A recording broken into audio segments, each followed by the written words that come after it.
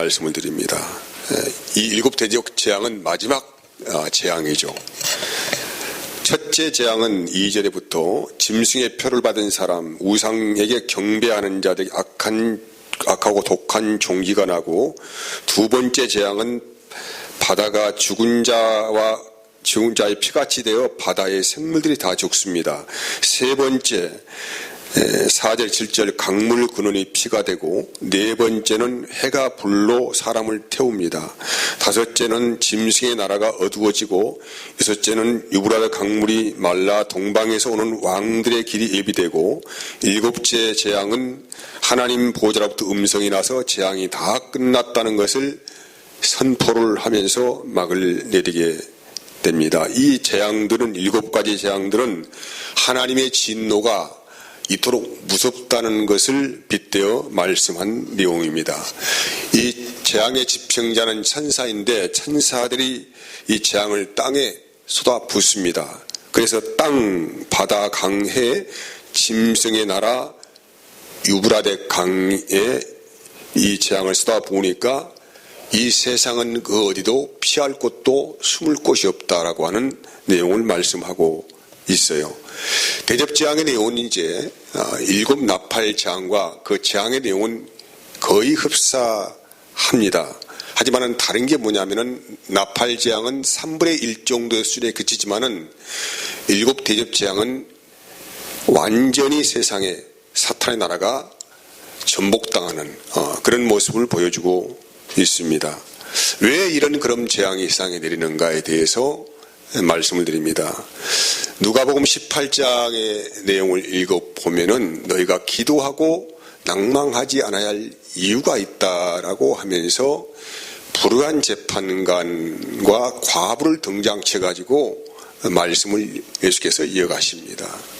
어떤 과부가, 의지할 곳 없는 과부가 억울한 일을 당하여서 불의한 재판관에게 호소를 합니다. 이 말 그대로 이 불의한 재판관은 하나님도 두려워하지 않고 사람도 전혀 두려워하지 않는 사람이었어요. 근데 이 억울한 일을 당한 과부가 매번씩 와서 자기의 억울함을 호소를 하니까 너무 귀찮은 거예요. 이거 이대로 놔두면 안 되겠다고 해서 이 불의한 재판관, 누구도 두려워하지 않는 재판관이 이 억울한 일을 호소하는 과부의 이 사정을 들어주고 풀어줘야 되지 않겠느냐라고 하시면서 말씀을 합니다. 그래서 이렇게 이어갑니다.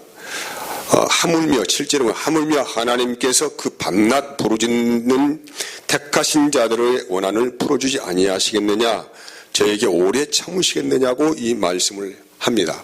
근데 대부분 이 말씀들을 잘못 이해를 해서 자기 자신들이 얻고 싶은 마음의 소원들을 밤낮 하나님께 아뢰면 하나님께서 그 소원을 들어주지 않겠냐라고 말씀을 듣고 해석하고 적용하는 사람들이 많이 있습니다. 여러분, 이 억울함이 무엇입니까? 가난한 집에서 태어나서 일생 동안 고생하며 살아가는 사람들은 억울하지요. 이왕이면 환경 좋은 가정에 태어나서 좋았을 뻔했는데 왜 우리 집은 이런가라는 그런 푸념들이 있겠습니다. 두 번째는, 남들은 다 건강하게 사는데 나는 왜 몸이 약해서 이렇게 매일 골골골 하는가, 이런 억울한 사연들. 세 번째는, 내가 이렇게 고생하는 것은 부모 탓이고 또 조상 탓이고 하나님 탓이다, 이런 생각을 하는 분도 계십니다. 그래서 이 억울함을 호소하면은 하나님께서 응답을 해주지 않겠느냐라고 자기 인생의 억울한 사연들을 하나님께 호소하라고 그렇게 말씀을 적용하게 되어지면 이건 대단히 성경을 크게 오해를 한 것이다라고 말씀을 드립니다. 그래서 8절을 이렇게 끝을 냅니다. 내가 너희에게 이르노니 속히 그 원한을 풀어주시리라. 그러나 인자가 올 때에 세상에서 믿음을 보겠느냐라고 합니다. 여러분, 여기서 이 원한의 대상자가 누구냐면 그리스도인들입니다. 예수 믿는 사람들의 원한이 무엇입니까? 의인의 삶을 살다가 이해할 수 없는 고통을 당할 때의 이 억울함들입니다. 세상을 구원해보자가 열심히 복음을 전하다 억울한 일을 당한 일일 수 있습니다. 경건하게 살려고 하다가 억울한 일을 당할 수가 있습니다. 근데 이런 일에 대해서 하나님께서 너희의 억울함을 풀어주지 않겠느냐 이런 말씀이죠. 하지만은 그렇다고 하더라도 그 억울하고 원통한 일을 당하는 시간들이 길어지면은 대부분의 세상과 타협하더라 이 말이죠. 타협하고 흡수되어지더라. 그래서 마지막은 말입니다. 인자가 올 때에 세상에서 믿음을 보겠느냐 이렇게 말씀을 끝을 맺습니다. 여러분 요한계시록 6장 9절에서 11절까지의 말씀은 나팔재앙인 다섯째 인을 신은 내용인데 이 다섯째 인에서 순교자들이 자기의 피를 신원해달라고 호소를 하죠. 그리고 여섯째 인을 떼시니 보호자에 앉으시니가 어린 양이신데 크게 진노하시는 내용이 나옵니다. 그리고 일곱 인의 경고, 이게 인을 쳤다, 일곱 인의 경고의 말씀 안에서는 이게 인이란 말은 경고의 메시지죠. 이런 일이 일어나겠다 이고. 또 나팔 재앙의 일곱 나팔은 그 나팔 재앙이 그 인의 재앙에 말씀하신 대로 이제는 진행되는 것입니다. 그런데 그 진행하는 과정이 완전하지 않고 약 3분의 1 정도에 그치게 될 것이다 라고 경고의 메시지를 보내는 거예요.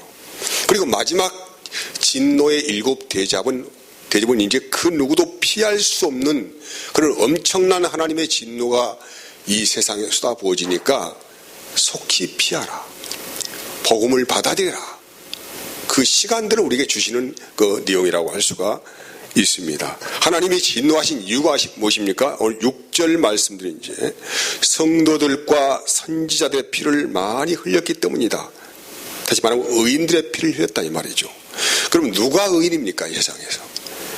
하나님의 뜻대로 살아가는 사람들이 의인이고 두 번째는 이 의인들이 세상에 심판이 이르렀으니까 복음을 전하는 것이 의의 행동입니다.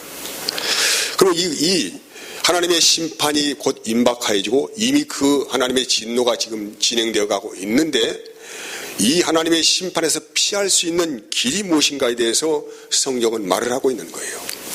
창세기 4장을 읽어보면은 아담의 후손인 가인과 아벨이 나오잖아요. 근데 가인은 농사를 짓는 사람이었고 아벨은 짐승을 기르는 목축업을 하는 사람이었어요. 근데 1년 동안 농사 지어서 이들은 하나님께 자기가 직접 생산한 소산물을 가지고 하나님께 나가죠. 가인은 농산물을 가지고 나가고 아벨은 자기 양의 첫 새끼를 가지고 하나님께 나갑니다. 나가는데 하나님께서는 이 사건을 통하여서 아담의 형상을 입고 살아가는 죄인들이 어떻게 구원을 받는가에 대한 메시지를 전하고 있단 말이죠. 말 그대로 하나님께서 가인의 재물은 받지 않으셨다. 거부하셨다고 하고 아벨의 재물만 받았다고 그렇게 말씀하시죠. 그럼 우리가 인간적으로 생각해 볼 때에 가인도 하나님께 재물을 드렸고 아벨도 하나님께 재물을 드렸어요. 그런데 어떤 재물은 받으시고 어떤 재물은 거부하시는가 이 말이죠. 너무나도 가인이 속이 상한 거예요. 혈압이 올라왔어요. 이 분노를 주체하지 못합니다. 아니 하나님께서 내가 그동안 1년 동안 땀을 뻘뻘뻘 흘려가지고 이렇게 귀한 농산물의 첫 소산을 하나님께 드렸는데 하나님이 나의 이 정성을 안 받으셔? 동생 아벨 것만 받으셔? 너무나 분노했습니다. 그래서 하나님 이 일은 여러분 어떤 내용입니까? 아담이라는 사람이 처음 범죄를 했던 사건과 물려있습니다. 아담이 하나님께 범죄하였을 때 하나님께서 아담의 그 부끄러운 수치를 가려주기 위해서 짐승을 잡아서 피를 흘려서 가죽을 벗겨가지고 아담의 옷을 만들어 주었어요. 중요한 내용입니다. 그냥 가죽 옷이 아니에요. 짐승을 하나님이 직접 짐승을 잡으셔가지고 그 피를 흘려서 가죽을 벗겨서 아담의 부끄러움과 수치를 가리셨다. 덮어주셨다.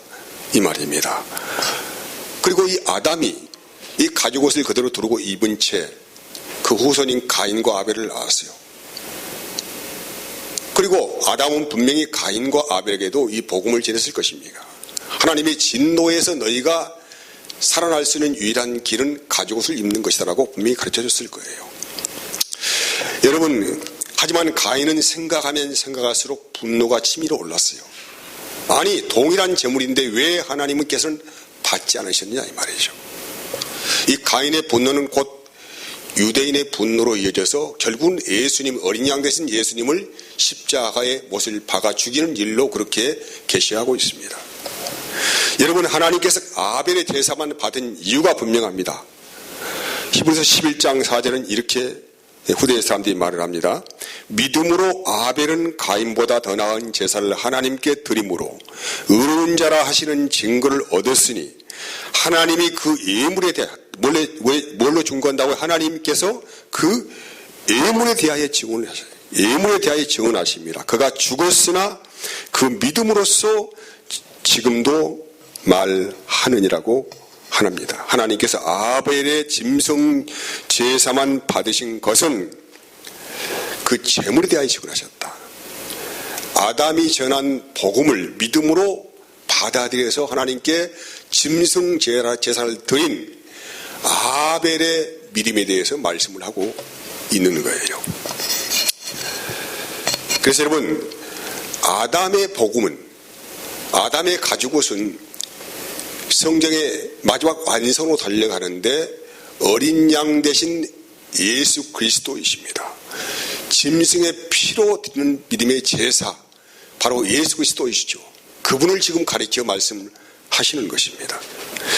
마태복음 23장 33절에서 36절까지 말씀은 뱀들아, 독사의 새끼들아, 너희가 어떻게 지옥의 판결을 피하겠느냐? 그러므로 내가 너희에게 선지자들과 지혜 있는 자들과 서기관들을 보내매 너희가 그 중에서 더러는 죽이고 십자가에 못 박고 그 중에 더러는 너희 해당에서 채찍질하고 이 동네에서 저 동네로 따라다니며 박해하리라.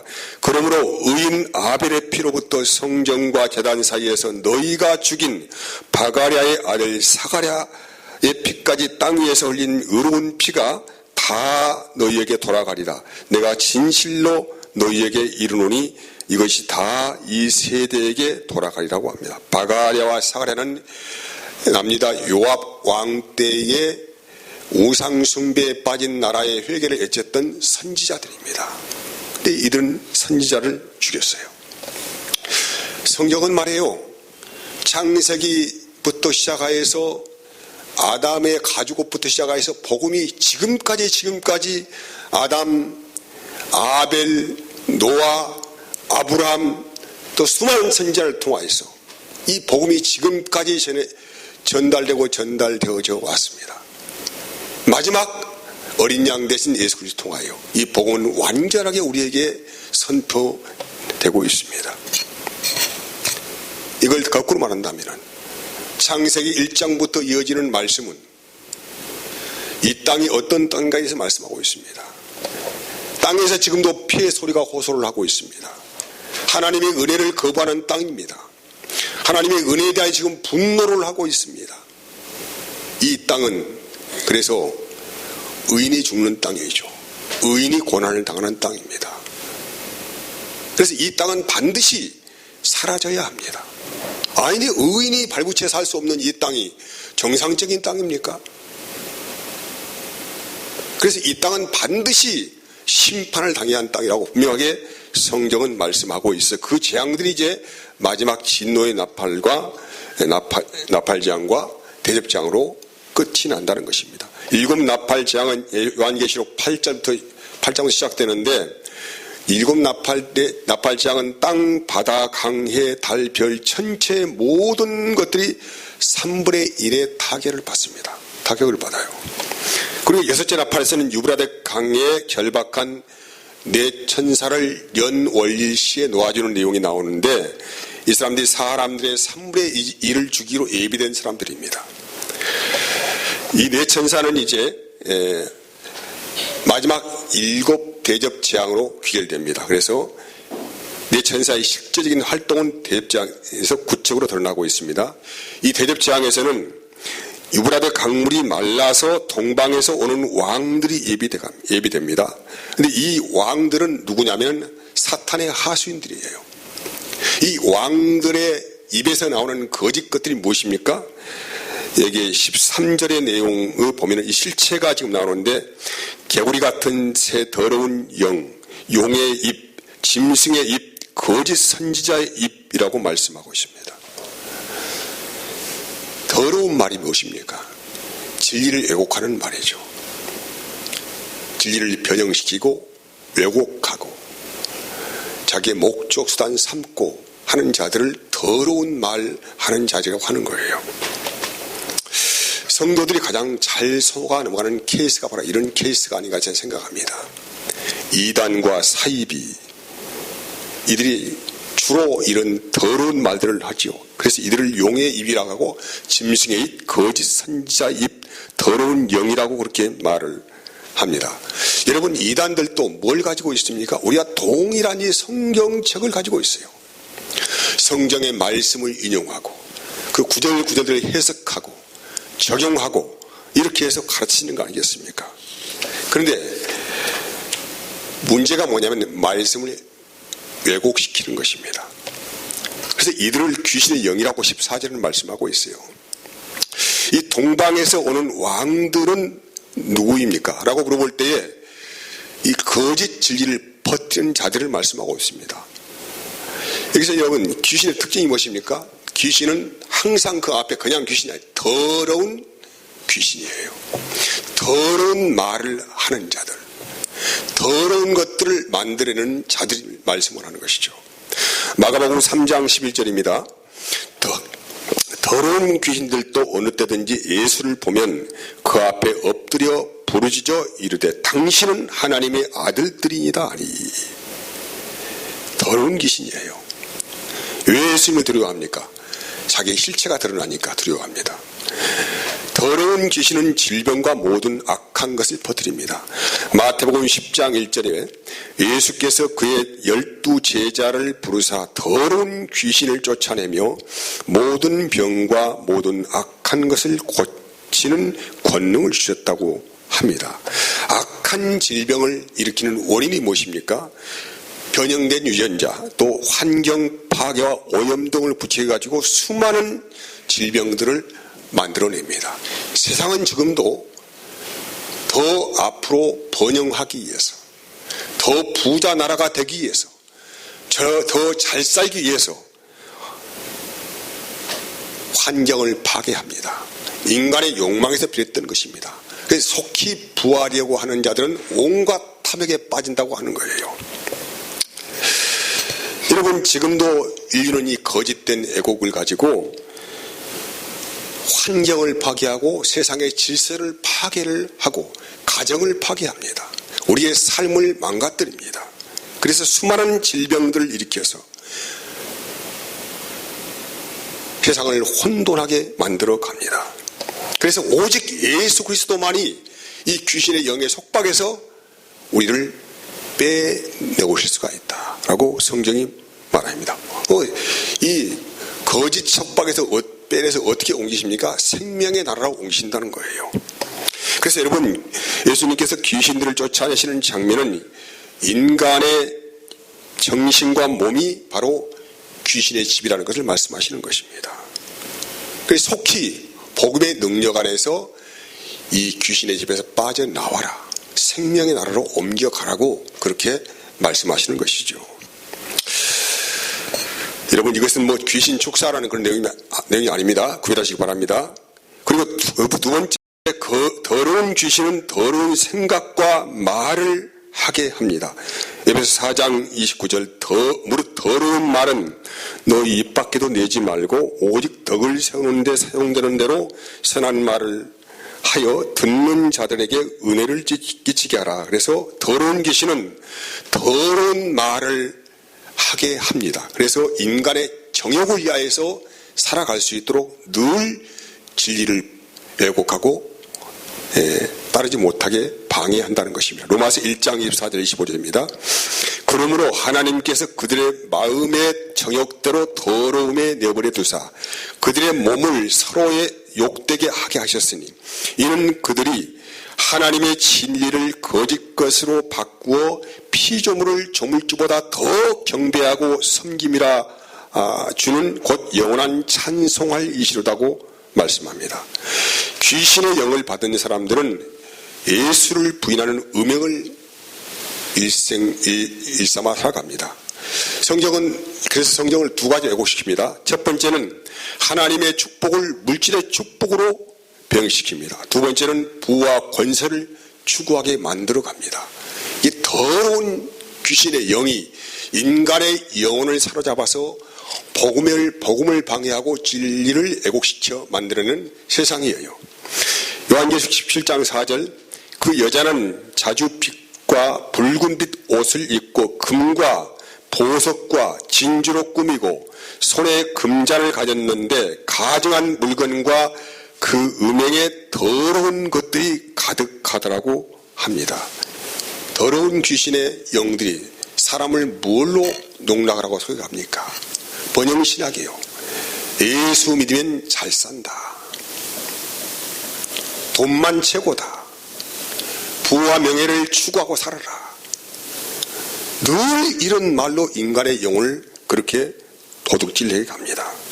그래서 이 나라는 무너져야 합니다. 요한계시록 18장 2절 힘찬 음성으로 와서 이르되 무너졌도다 무너졌도다 큰 성 바벨론이여 귀신의 처소와 각종 더러운 영이 모이는 곳과 각종 더럽고 가증한 새들이 모이는 곳이 되었다고 분명하게 말씀합니다.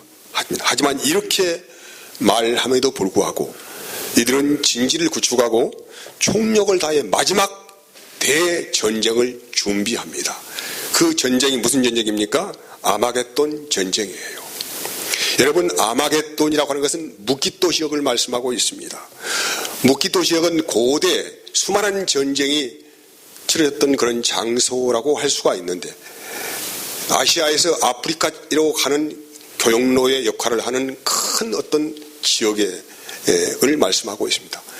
이곳에서 수많은 전쟁이 일어났습니다. 왜 전쟁이 일어났습니까? 요충지니까. 그것을 먹으려고 하는 거 아니겠습니까? 모든 것은 부와 연결되어 있습니다. 세상의 왕들은 지금도 이 권력을 잡으려고 여러 가지 방법과 수단을 지금도 강구하고 있습니다. 이들은 뭘 가지고 왕 노릇합니까? 정치, 경제, 사회, 문화, 예술, 종교 등을 망라한 그 분야의 권위자들을 왕들이라고 하는 것입니다. 세상은 이 권세 잡은 자들이 지금도 왕 노릇하고 있어요. 이들은 진리를 거스르는 수많은 콘텐츠를 만들어내고 있습니다. 시대마다 새로운 사상과 이념들을 만들어 가면서 사람들의 영혼을 장악해 갑니다. 이 거짓 영에 휩싸이면은 빠져나올 수 있는 재간이 없어요. 그래서 그리스도께서 이 마지막 날, 큰 날, 마지막 전쟁이라고 하는데 이것을 대접지향이라고 말씀을 한 것입니다. 하지만은 이 하나님의 진노가 지금 세상에 지금 엄청나게 내려가고 있습니다. 사람들이 더 잘 살아보겠다고 난리를 치고 아우성치고 속고 속이고 모든 것을 다 부인합니다.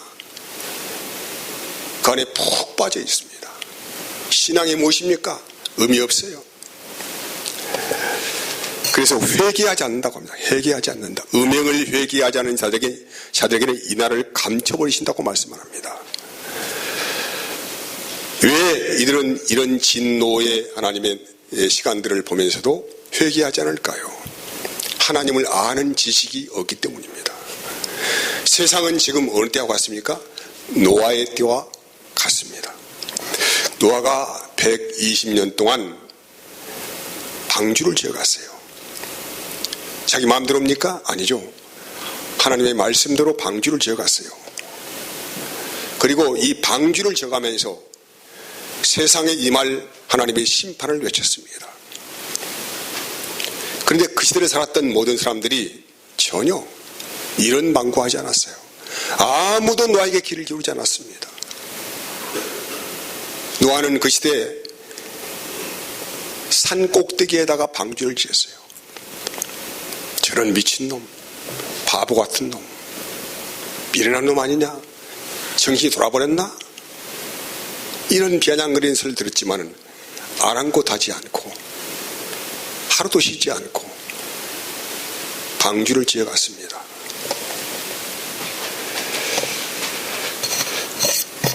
더욱더 무서운 것은 지금 아담으로부터 복음을 듣고 살았던 그 시대 하나님의 사람들이 세상에 쉬어 있었어요. 성경이 창세기 6장 이렇게 말합니다. 사람이 땅 위에 번성하기 시작할 때 그들에게서 딸들이 나니 하나님의 아들들이 사람들의 딸들의 아름다움을 보고 자기들이 좋아하는 모든 여자를 아내로 삼은지라. 여호와께서 이르시되 나의 영이 영원히 사람과 함께하지 아니하리니 이는 그들이 육신이 됨이라. 그러나 그들의 날은 120년이 되리라 하시니라. 당시에 땅에는 네피림이 있었고 그 후에는 하나님의 아들들이 사람들의 딸들에게로 들어가 자식을 낳았으니 그들은 용사라 고대의 명성 있는 사람들이었더라고 합니다. 오늘날도 말하면은 예수님을 안다는 그리스도인들이 세상에 더 깊이 심취해 가는 것입니다. 이 사람들의 관심사는 무엇입니까? 자기가 원하는 인생이요. 자기가 좋아하고 사랑하는 사람과 일생회로하는 것입니다. 그래서 결혼하고 자식 낳아서 잘 키워서 세상에서 성공자로 만들어 가면은 그들의 꿈이 완성되는 거예요. 그래서 본문은 말합니다. 하나님의 아들들, 다시 말하면 그리스도인들이 사람의 딸들에게 들어가 자식을 낳았으니 그들은 용사라 고대의 명성 있는 사람들이었더라. 집안일은 잘 되어가고 명성 있는 가문을 형성해 나갔습니다. 그런데 하나님께서 말씀하셨어요. 나의 영이 영원히 사람과 함께 하지 아니하리니 이는 그들이 육신이 됨이라. 그러나 그날에 그들의 날은 120년이 되리라. 영의 사람들이 육신의 사람이 되어 살아갈 세상이 120년 정도 남았다 이 말이죠. 심판의 날이 정해져 있어요. 120년 동안 기회를 주겠다. 회개하고 돌이켜라. 이 말씀을 하는 거 아니겠습니까? 하지만은 그럼에도 불구하고 아무도 이 심판의 메시지에 귀를 기울이지 않았다는 것에 대해서 성경이 노아 홍수의 재앙으로 우리에게 지금도 이 복음을 전하고 있습니다. 요한계시록에서는 나팔 재앙은 물론이고 대접 재앙에서도 회개하지 않는 자들이 누구인가에 대해서 말씀하는 것입니다. 세상이 끝납니다. 영원하지가 않습니다. 그래서 오늘 마지막 7째 대접 재앙은 지금까지 땅에 있어온 이래로 처음 있는 큰 지진이 일어나고 만국의 모든 성들이 다 무너지고 여기에 큰 성 바벨론이 하나님의 진노의 포도잔을 받고 섬과 산악도 오간되었고 한 달란트 되는, 즉 36kg 이상이 되는 큰 우박이 뻥 떨어짐을 통하여서 이 세상 나라가 하나님의 진노의 심판을 받고 멸망을 당하는 장면을 보여주고 있습니다. 사랑하는 여러분, 이 세상이 영원하다고 생각하지 마십시오. 내가 살아가는 인생이 영원하다고 생각하지 마십시오. 아닙니다. 우리 개인적으로는 죽음이 오고 죽은 자들이 다시 살아나서 영원한 심판에 들어가는 하나님의 재림의 시간이 우리에게 닥쳐오고 있습니다. 그래서 오늘 여기에 15절은 이렇게 말합니다. 보라, 내가 도둑같이 오리니 누구든지 깨어 자기 옷을 지켜 벌거벗고 다니지 아니하며 자기의 부끄러움을 보이지 아니하는 자는 복이 있도다라고 합니다. 이런 복을 받는 저와 여러분 되시기를 반드시 간구합니다. 자, 기도하겠습니다. 하나님 감사합니다.